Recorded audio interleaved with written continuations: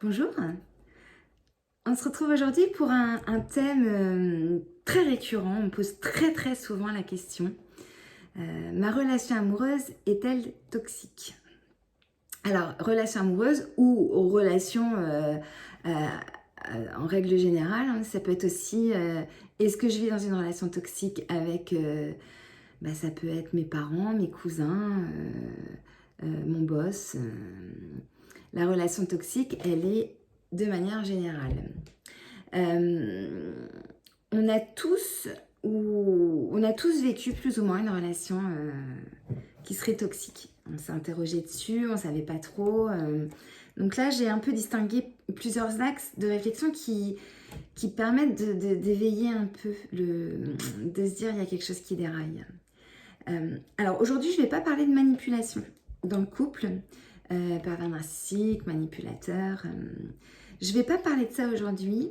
Alors bien sûr, quand on vit avec une personne qui serait perverse, narcissique ou manipulatrice, c'est une relation toxique, c'est évident. En revanche, toutes les relations toxiques ne sont pas des relations d'emprise ou de manipulation. Donc je vais détailler un petit peu. Ce qui est important aussi de dire, c'est que quelquefois, je peux vivre un couple où la relation est toxique, donc un couple toxique, mais c'est pas le ou la partenaire ou un des deux partenaires qui serait toxique. C'est le lien, la transaction, quoi. La relation entre les deux qui serait toxique.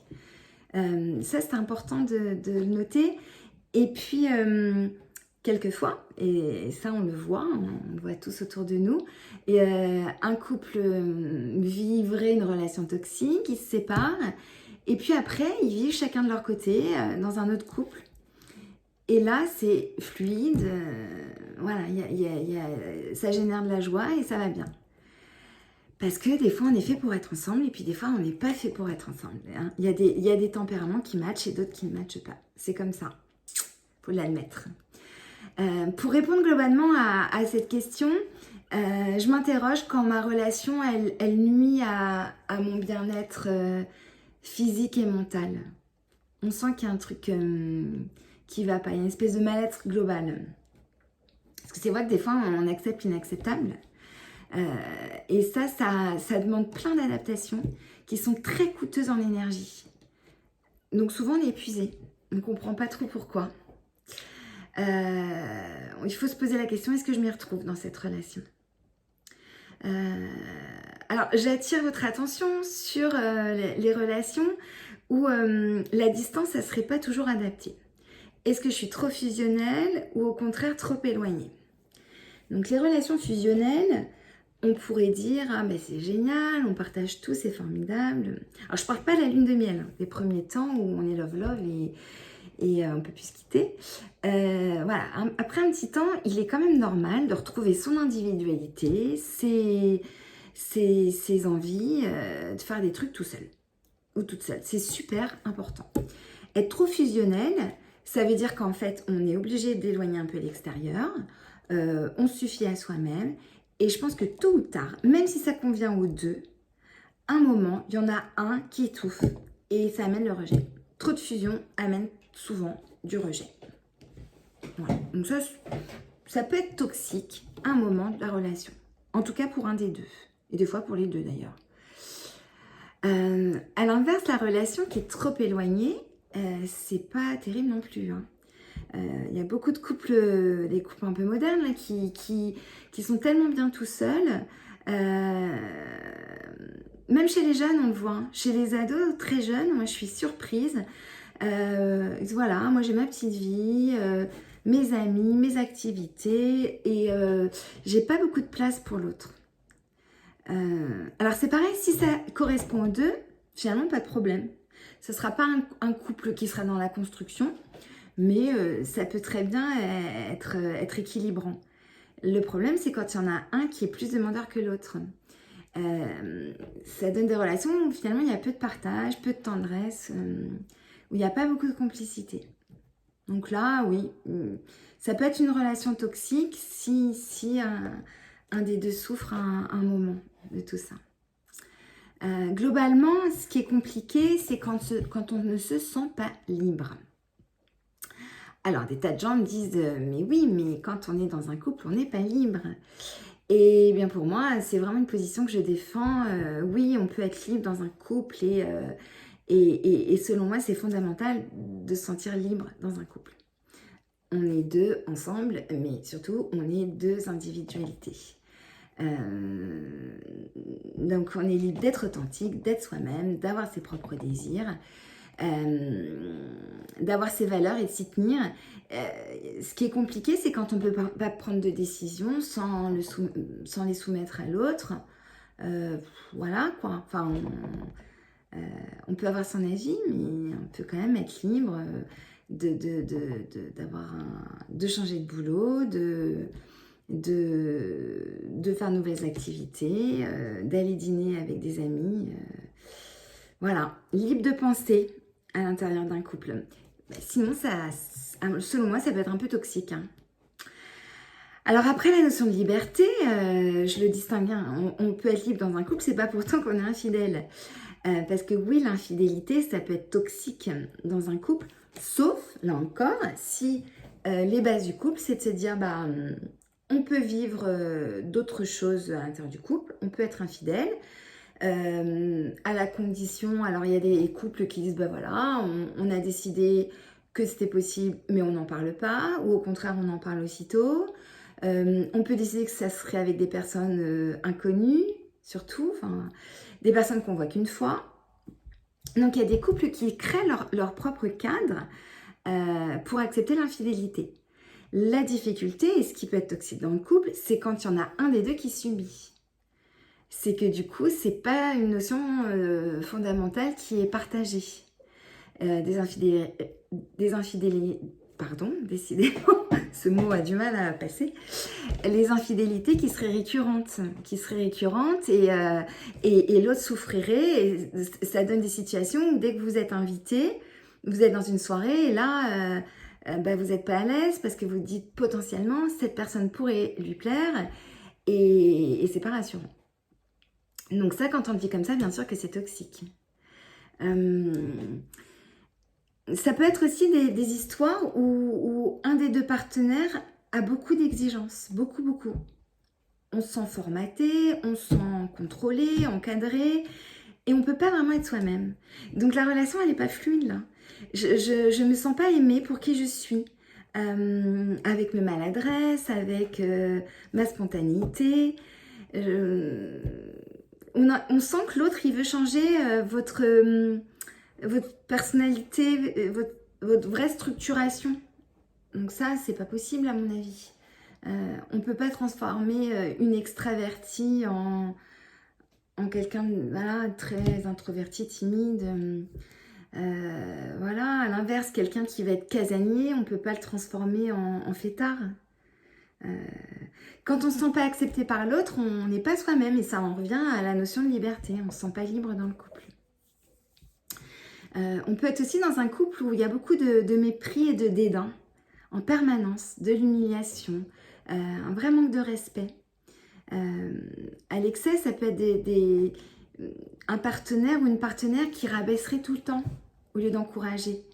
Un couple sain, c'est un couple où on sent que l'autre veut nous porter. Il veut faire qu'on se sente mieux. Donc, il encourage. À l'inverse, dans des relations toxiques, l'autre, il rabaisse. Quoi ? Tu veux apprendre à jouer de la guitare, mais t'as pas le temps, il n'en est pas question. Et puis, t'as pas l'oreille musicale. Ou quoi, tu veux te mettre à courir, mais t'es nulle, t'es pas du tout sportive. Voilà. Ça, c'est toxique, à mon avis. Il y a quelque chose qui est compliqué aussi, c'est les colères, la jalousie excessive, et du coup, on n'est plus soi-même.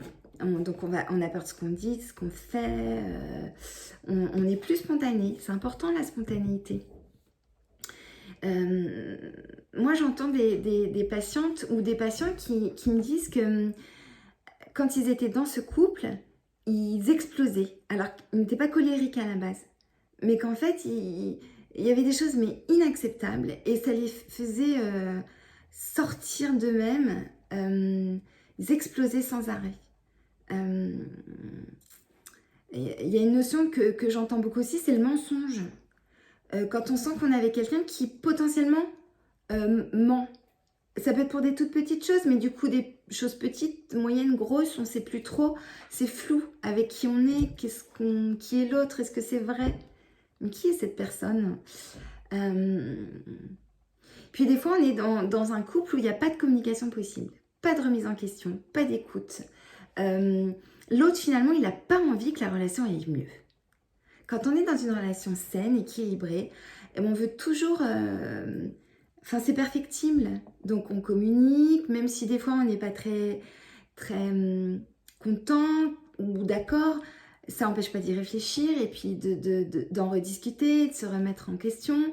Et du coup, on crée un truc de plus en plus fluide. Il y a des relations toxiques où la communication est impossible. C'est comme ça, c'est pas autrement. Tu prends ou tu prends pas. Comme dans tous les thèmes, l'équilibre est fondamental. C'est ça. Donc des fois, dans des couples, il peut y avoir quelques liens toxiques, mais par ailleurs, plein de choses saines. Donc là, on peut y trouver son compte. Si j'en viens à la jalousie, ça peut être un partenaire qui est assez jaloux, qui est assez colérique, mais qui est ouvert à la discussion, qui vous dit oui, t'as raison, il faut que je travaille sur moi, je vais peut-être rencontrer quelqu'un pour parler de cette jalousie un peu maladive, j'en suis désolée. Et par ailleurs, avec cette personne, vous riez beaucoup, le sexe c'est top, vous partagez plein de trucs. Donc finalement, on s'y retrouve. La relation toxique, c'est quand on s'y retrouve pas, quand il n'y a jamais de joie, jamais de bien-être. Enfin, pas souvent, hein, parce que s'il n'y en a vraiment jamais, on se passe à la question, on part plus facilement. Là, voilà, Et puis, quelquefois, on a envie de quitter l'autre, mais on culpabilise. Ou alors, on a peur de se retrouver tout seul. Donc ça, c'est pareil, ça a travaillé. On va servir un peu de l'analyse transactionnelle, en gros, pour dire que dans une relation globale, hein, c'est pas spécialement une relation amoureuse, dans une relation globale, dans les relations, on ne devrait être ni que sauveur, ni que bourreau, ni que victime. Donc je m'explique. On peut jouer 3 rôles dans une relation. Le rôle de bourreau, le rôle de victime, le rôle de sauveur. Donc dans la vie, on est tous toujours un petit peu bourreau, un petit peu victime, un petit peu sauveur. Je suis sauveuse quand je vais discuter 20 minutes avec ma voisine qui a 92 ans et qui a mal partout. Je vais être empathique et je vais l'écouter. Donc là, je vais être un petit peu sauveuse dans la journée.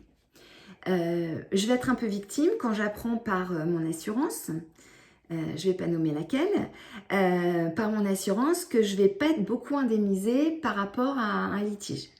Donc là, franchement, je suis victime. Et puis, je peux être un peu bourreau dans la même journée si je suis en train de recadrer mes enfants qui ont un peu déraillé.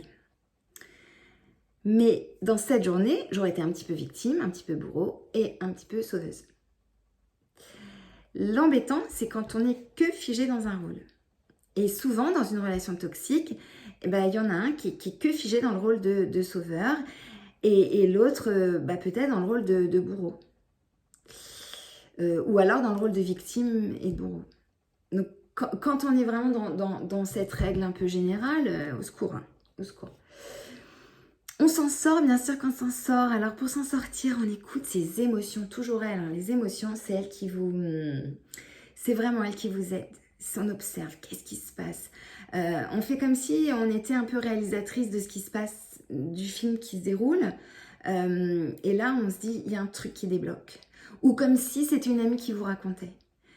Et puis quand on vit les choses, on se pose la question, est-ce que cette relation, elle me fait du bien ? Ou au contraire, est-ce qu'elle m'apporte des satisfactions ou des insatisfactions? Et puis, qu'est-ce qui nuit à mes valeurs?